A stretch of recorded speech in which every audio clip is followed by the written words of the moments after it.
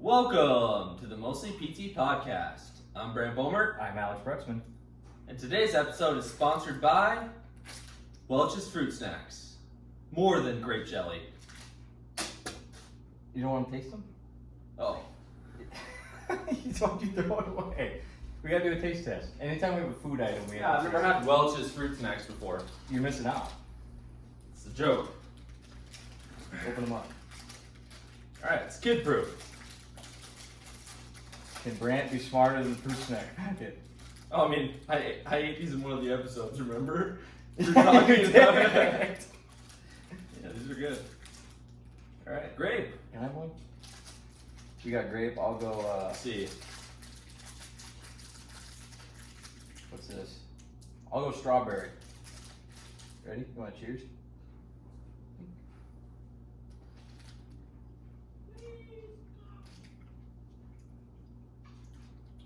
Good texture. What do you think? Eat the whole thing.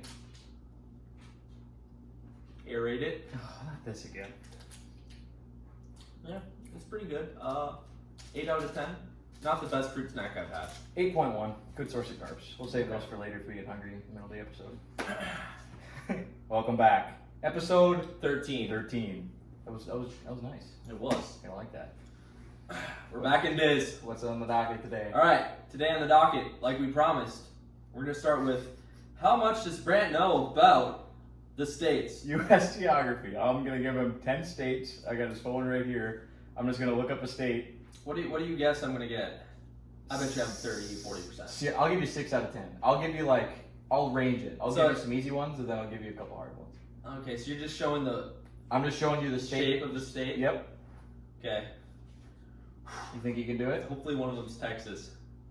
Well, I know what not to give you now. Okay, but the difference between Nevada and North Dakota, they're both rectangles, so I don't know how I'm going to determine. Well, I thought it's going to be you point to a state on the map, and that would also be hard. that's kind of what this is. But you're just going to pick I need to know the surroundings around it. It's not going to, alright, we'll just figure it out here. Let's see what we can do. All right, state number 1. Ready? This is Show them first. This is I don't know if they could even see that. It's a warm up. This one should be a gimme. Okay. All right, you ready? Yeah. Minnesota. Minnesota. All right. Okay, He's well, if number it's going to be 1. like that, you're going to give me states like that, literally across Don't the board. tell me to make it harder, because I'll make it harder. All right, let's go state number 2. I feel like that was Yeah, you're. There's no way. Here's state number 2. Denver. That's a state? That's a state? That looks like some kind of... It's a state. Final answer? No, New York. What? Incorrect. Rhode Island. The answer was Delaware. 1 for 2. Oh boy. Stupid state. He's in trouble You already. think that was an easy one? No, I made it harder because you said it was. That looked like a freaking blob. Stupid Kinda, shape. All right, here's state number 3. Denver looks way better. I don't even know if they can see it. But, Ah. I mean, they're gonna know it once I say it. Ready? Yeah. This is hilarious. Okay, well, let's see. Let's problem solve. Border. Okay, so it's there. Somewhere, kind of little tail at the end. Nevada. Incorrect. The answer was Oregon. I'm 33.3%. One not for looking here, 1 good. for 3 right now. This is. We're not going to do 10. No, We're getting to 10. Okay, well, we have to let's do rapid fire here. All right, I'll give you an easier one, I think. All right. State number 4. This one actually might be hard. Michigan? The answer was Iowa. That's so funny. Oh, this is bad. All right, I got to give you another. I clue. told you I didn't know. I don't know. Oh my God, you can't get Iowa? All right. State number 5. Oh, California. Okay, he got California. Actually, it's kind of. If you wouldn't have gotten that. I feel like you're flipping how they're presented on the map. No, that's just exactly how they present it. I promise you. All right. Let's go with. So that's 4. I got 2 out of 4. Let's do 5. 10's a lot. This is going to be a 40-minute episode if we do 10. You're just chill out. State number 6. We're already halfway through. Oh, I feel like I know this. You should know. I should know that one. That one's It's pretty unique. I feel like it's a shape that I feel like it's in my head. It's like I know that. I know whatever is going on at the end of that state. That little. I'll give you a hint. That's called the panhandle. Yeah, it looks like a pan. Yeah. Final answer? Hold on. I'm trying to think of how many states I know. Well, there's 50. I think we have a 1 in 44 shot.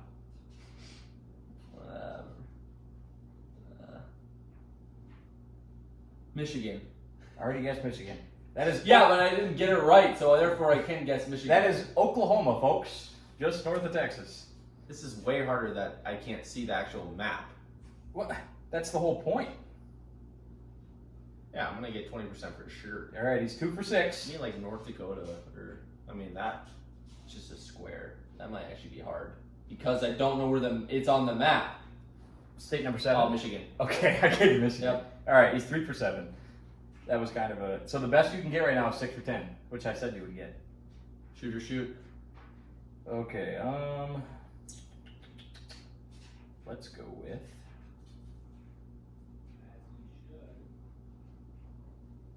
This state.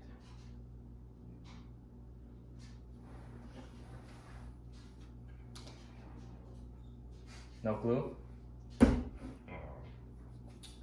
Yeah, I don't even know. I don't even know what that is, to be honest. Let's see here. Alabama. That is Maine. 3 for 8. 3 for 8.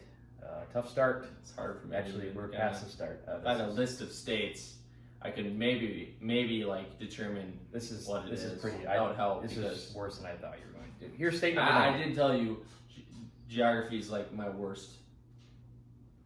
I should know that one. Yeah. Wisconsin. Wisconsin is correct. All right, you're 4 for 9. This is to go 50%. This actually ain't bad. This is not No, bad this is terrible. If I did this to a 3rd grader, I bet they'd get more. That's because they're learning about states. Exactly. Okay. Well, I'm not gonna. When's the last time I studied states?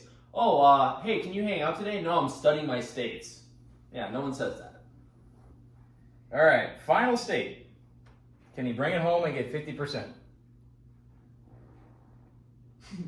North Dakota. Hey, he got the state that he's from. Yep, let's go. That actually was kind of hard because it looks just like South Dakota. You're right. Yeah, I made sure that I had to throw the one in there. If I would have got that wrong, that would have been. I might have ended the podcast. The U.S. education system has failed, Brant. The U.S. education system is fricked.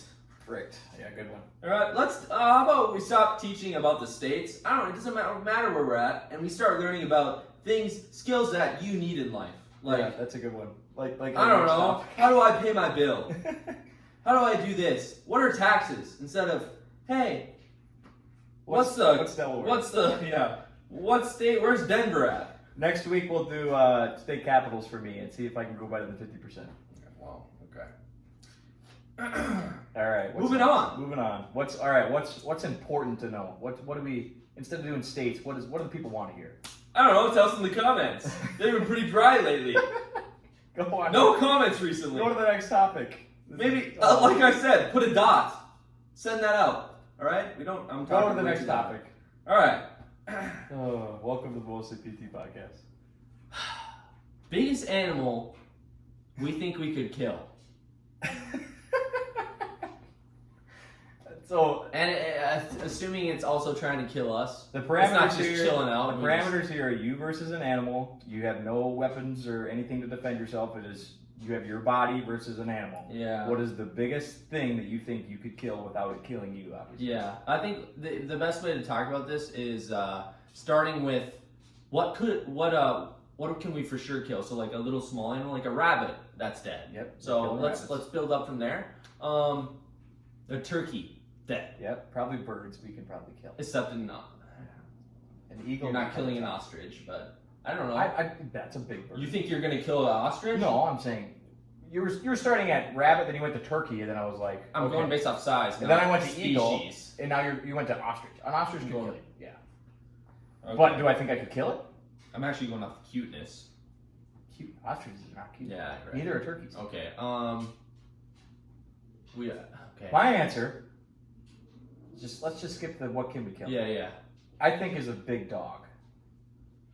Like dog killing a dog. Like a Great Dane. You're not killing a Great Dane. I think I got a shot. You're not killing a Great Dane. I think I got a shot. Have you seen their teeth? Right. Obviously, that's the one thing it has. A Great Dane is... If you could control the head, you got a chance. I'm saying it is... Control the tail. Why the tail? Grab the tail, and then they're not getting to you. It's like, how do they catch snakes? They grab the tail. Same thing. Grab that dog's tail. If you are in a 1v1 death match and you have that much adrenaline in your body where you're strictly going for the kill, not the tail, the kill. My kill is it's a strategy. I think a Great Dane is possible, and I think that's the head. I'm got to break its neck or suffocate it. Yeah, suffocate. I mean, if we're talking about suffocating, if you can get your head around the dog, if it bites your jugular, you're dead. So you have to control the head. I think that's my answer. I think great. What's your answer?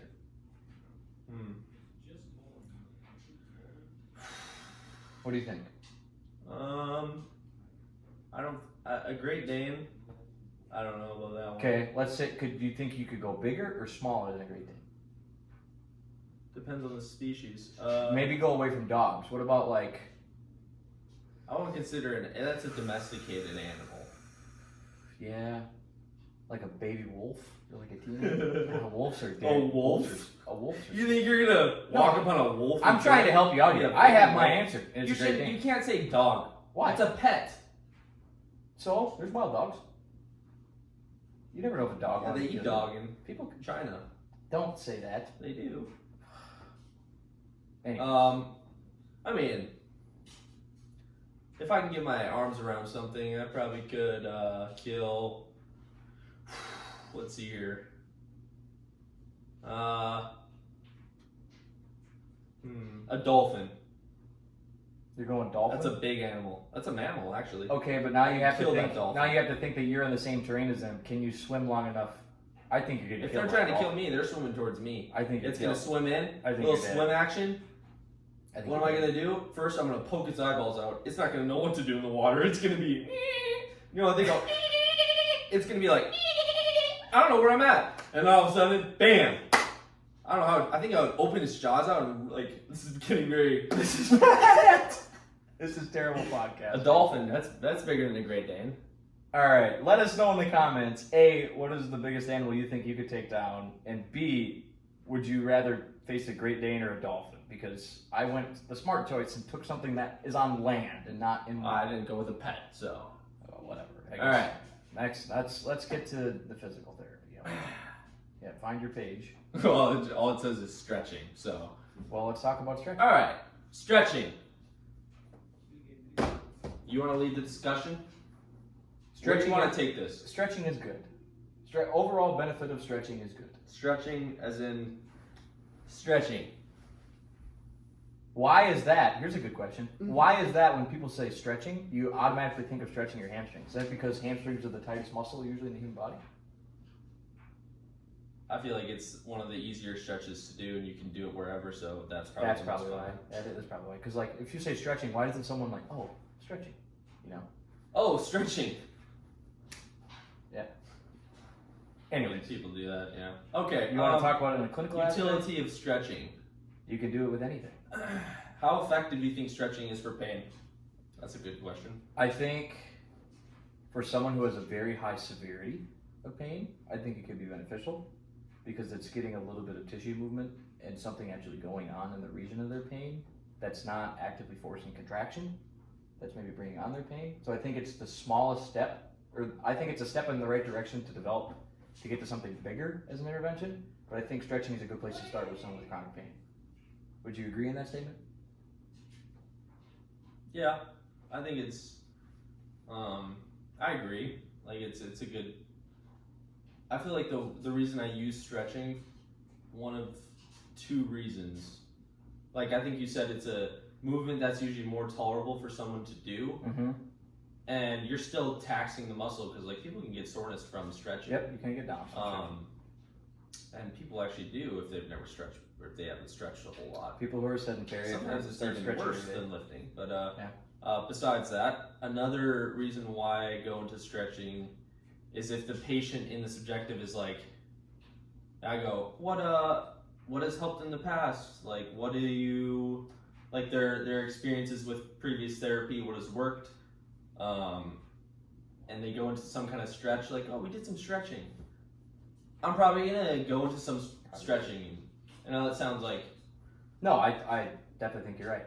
I think based off of what we're talking about, the two things where you'd most commonly do it is it's a low impact activity that can help increase movement. Yeah, what do you do with stretching? And they've also had success with it in the past, so I think you'd want to do that to increase therapeutic alliance. Good contextual factor that you're listening to them. For actual like tissue healing wise and like actually treating disorders. If you're going tissue healing, yeah, that's I'm just trying to spitball. Yeah. Let's talk about this. So with stretching, why do you think when people think of pain relief, I would say for them, it's a pretty common thing people bring up is stretching. Like I think that's a common knowledge for some reason of like stretching correlated to helping someone feel better. I think because it feels good. I mean, think about it. If you're going to do a hamstring stretch, it feels better after you're done with it because you know, why? Is there increased blood flow there? I mean, after you sit and do a hamstring stretch, mine are really tight. Even got look at that nerve tightness there. You hold it for 30 seconds, you get done, you're like, okay, the muscle feels a little bit better. It's loose. You just activated it, put it on a stretch, and I think that tiny. How do I want to word this? Like that tiny little amount of nervous system input that you're giving yourself is giving your brain the idea of, oh, something's happening and it feels good. Yeah. I think that's the biggest reason why people resort to stretching as not like necessarily a pain mechanism, but just something to make them feel better. Yeah. Or not pain mechanism. So with stretching, I feel like, especially if you go to a point of discomfort, stretching's uncomfortable, you would say, right? Some kind of uncomfortable. If there's discomfort with it. If you're doing it to increase actual tissue length, then yeah, it needs to be a little bit uncomfortable. Well, you just said it feels tight. Well, tight's a type of feeling uncomfortable, yeah, right? I'm not saying you didn't. The act of actually stretching, I mean, you're like, oh, that you're feeling pain. It doesn't feel like amazing. It's the after effect of after stretching that makes it feel good. So my point is, take someone who,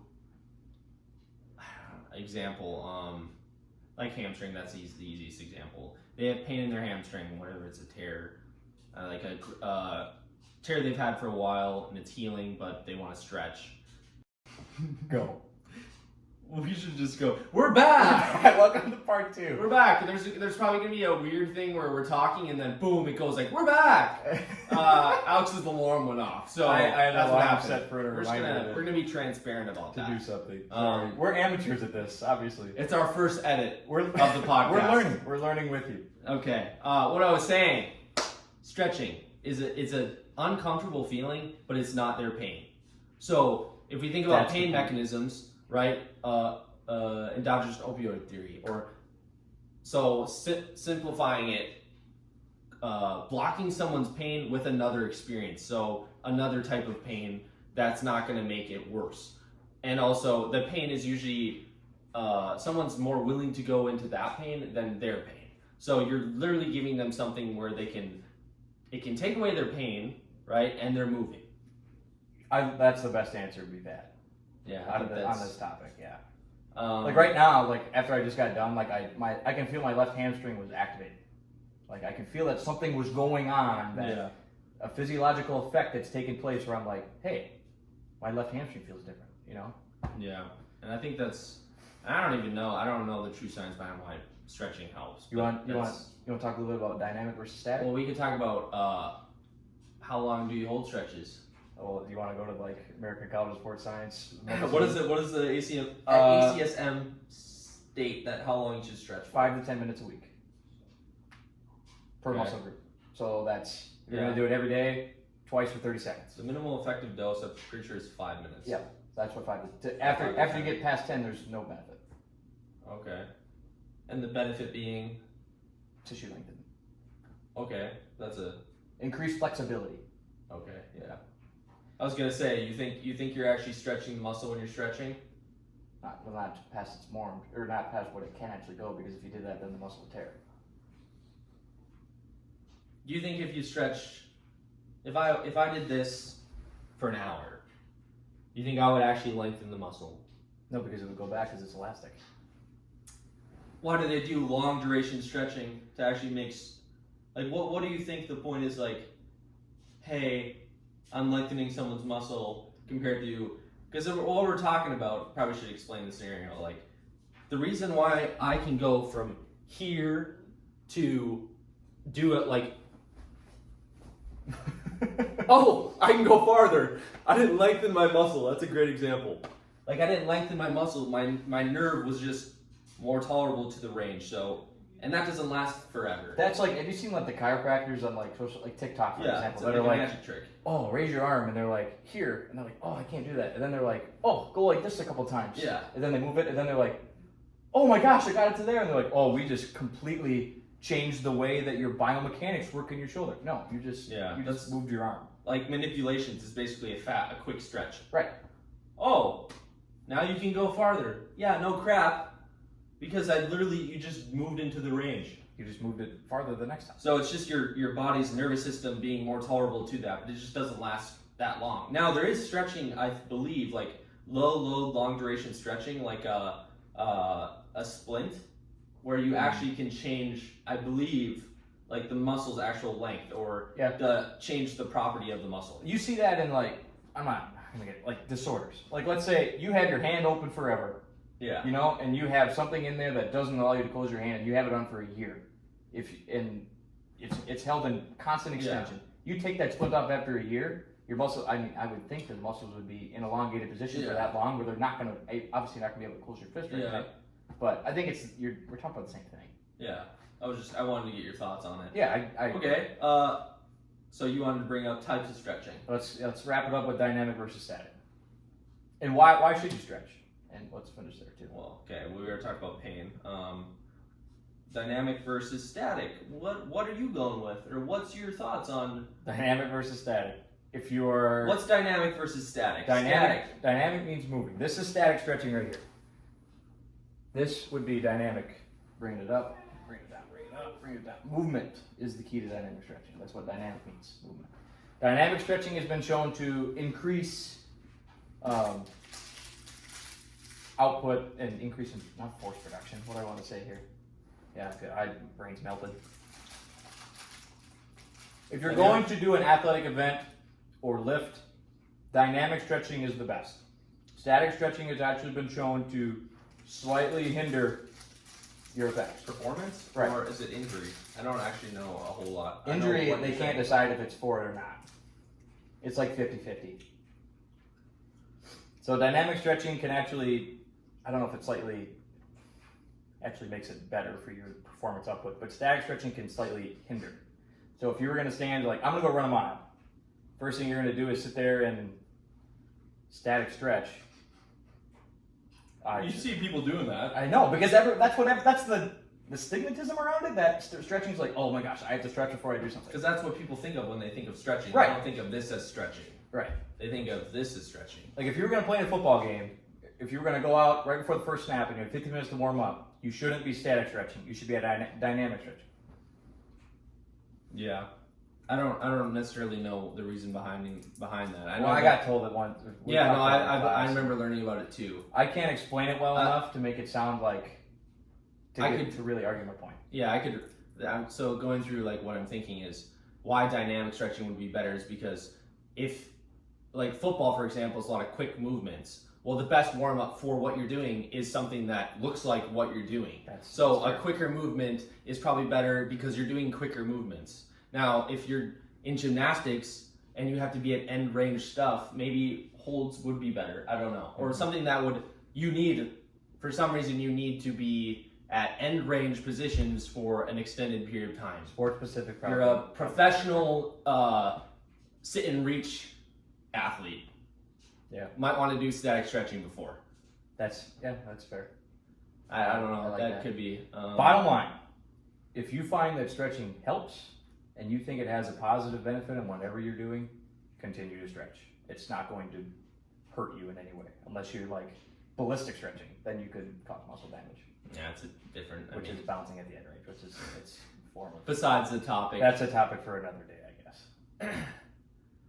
That we're. I think this is a good episode. This is a good episode to disclose and kind of show that we don't know everything. We're very young. I'm still a student. Brant's just out of graduate school. We're still learning. We're learning with you. And just because we don't know something, a good example of what might happen in the clinic, we don't know something, you can still provide a reasonable answer, right? I think I didn't know the exact reasoning behind that, but I just went through it. Right? Yeah, I thought we gave a decent example. If we were able to, if a patient were to come up with us and say, should I do this or should I do this? We should be able to give some sort of education on what we believe and what we think is possible, and not sound like an idiot. Which we kind of are idiots. Bottom line, don't take this as medical advice. This has been the 13th episode. Mostly PT Pod out. We'll see you in the next one.